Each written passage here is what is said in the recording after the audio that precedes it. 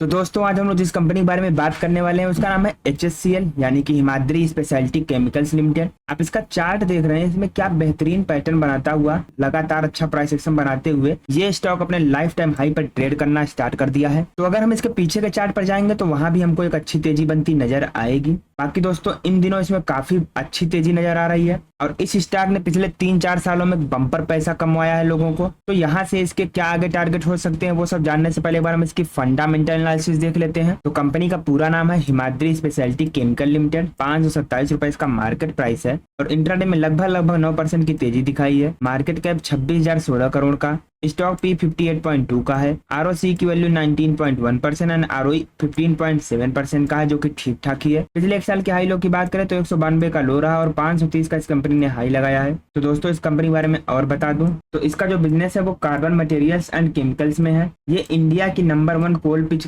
Manufacturer company है और ये इकलौती कंपनी है जो एडवांस्ड कार्बन मटेरियल की मैन्युफैक्चरिंग करता है और ये लार्जेस्ट प्लेयर है नेफ्थलीन एंड SNF की मैन्युफैक्चरिंग में। तो दोस्तों अगर हम इसके पिछले एक साल के चार्ट की बात करते हैं तो आपको देखने को मिलेगा कि इसमें ऊपर नीचे करता हुआ एक अच्छा सा अप ट्रेंड नजर आ रहा है। तो अगर हम कंपनी के प्रोज एंड कॉन्स की बात करें तो अच्छी बात है कि कंपनी ने अपना डेप्ट कम किया है और वहीं पे इसके कॉन्स की बात करें तो इसका स्टॉक अभी 8.53 टाइम्स बुक वैल्यू पर ट्रेड कर रहा है और पिछले 3 सालों में इसका जो ROE है 10.9% की रेट से ही बढ़ा है, यानी कि थोड़ा डाउन रहा है। इसके पीयर कंपैरिजन की बात करें तो केमिकल सेक्टर में काम करता है जिसमें आपका पिडिलाइट इंडस्ट्रीज हो गया, SRF, Linde India, Deepak Nitrite, Gujarat Fluorochemicals, Godrej Industries, BASF India और हिमाद्री स्पेशलिटी केमिकल्स जैसी कंपनियां हैं जो कि मार्केट में काफी अच्छा काम कर रही हैं। कंपनी के क्वार्टरली रिजल्ट्स की बात करते हैं तो इसका जो सेल्स ग्रोथ है वो जून 2021 में 540 करोड़ का था, जून 2022 में 1047 करोड़, जून 2023 में 951 करोड़ और जून 2024 में कुल 1200 करोड़ का रहा। वहीं पर नेट प्रॉफिट की बात करें तो जहां जून 2021 में 14 करोड़ का प्रॉफिट था, जून 2022 में 39 करोड़, जून 2023 में 86 करोड़ का प्रॉफिट और अभी कुल 123 करोड़ का प्रॉफिट है। यानी कि देखा जाए तो इसका नेट प्रॉफिट हो चाहे सेल्स ग्रोथ हो लगातार बढ़ता चला जा रहा है। वहीं पर अगर हम इसके लॉन्ग टर्म प्रॉफिट लॉस की बात करते हैं तो इसका जो सेल्स ग्रोथ है वो मार्च 2013 में 1353 करोड़ का था, मार्च 2017 में 1341 करोड़, मार्च 2021 में 1679 करोड़ और करंट में कुल 4434 करोड़ का है।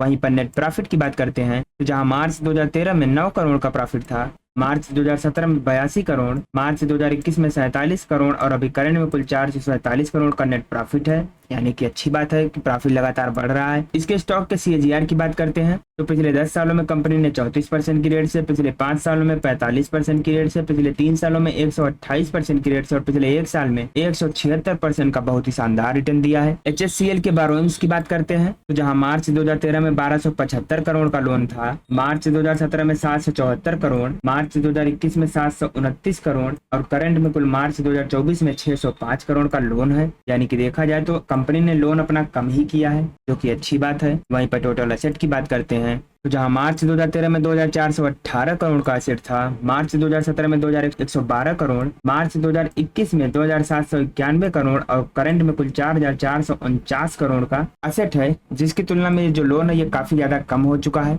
तो दोस्तों अगर हम हिमाद्री स्पेशलिटी के शेयर होल्डिंग पैटर्न की बात करते हैं तो इसमें प्रमोटर्स की हिस्सेदारी जहां सितंबर 2021 में 45.53% थी, वहां से बढ़कर जून 2024 तक 50.20% हो गई है। यानी कि इसमें प्रमोटर्स अपना स्टेक बढ़ा रहे हैं, जो कि काफी अच्छी बात है। साथ ही FIIs की बात करते हैं तो 0.84% से बढ़कर 5.16% हो गए हैं। DIIs की होल्डिंग 0.01% से बढ़कर 2.27% हो गई और पब्लिक की होल्डिंग जहां 53.73% थी वहां से घटकर 42.63 पर आ गई है। लेकिन अभी भी काफी ज्यादा हिस्सा पब्लिक के पास में है, बट चिंता की बात नहीं है क्योंकि promoters FIIs and DIIs her quarter में अपना पोजीशन अब बढ़ा रहे हैं। तो दोस्तों अगर हम हिमाद्री स्पेशलिटी की फोरेंसिक एनालिसिस करते हैं तो इसमें आपको 11 पॉजिटिव संकेत, 2 न्यूट्रल और 4 निगेटिव संकेत देखने को मिलेंगे। जैसे कि अच्छी बात है कि कंपनी के ऊपर ऐसी कोई खास लायबिलिटीज है नहीं, कंपनी के प्रमोटर्स ने कोई भी शेयर प्लेज नहीं किया है, रेवेन्यू इनका लगातार बढ़ रहा है, अदर इनकम अच्छी है, रिटेलर्स की जो होल्डिंग है वो अभी गुड टाइम टू बाई है। कैपेक्स वर्सेस ROC की बात करें तो पिछले 3 सालों में बढ़ा है, ROE भी पिछले 10 सालों में अब अच्छा कर रहा है, शेयर प्राइस लगातार बढ़ रहा है, वर्किंग कैपिटल अंडर कंट्रोल है, सेल्स ग्रोथ में इनकी काफी अच्छी रफ्तार देखने को मिल रही है और उनका जो डेप्ट है वो भी ऑलमोस्ट डेप्ट फ्री है।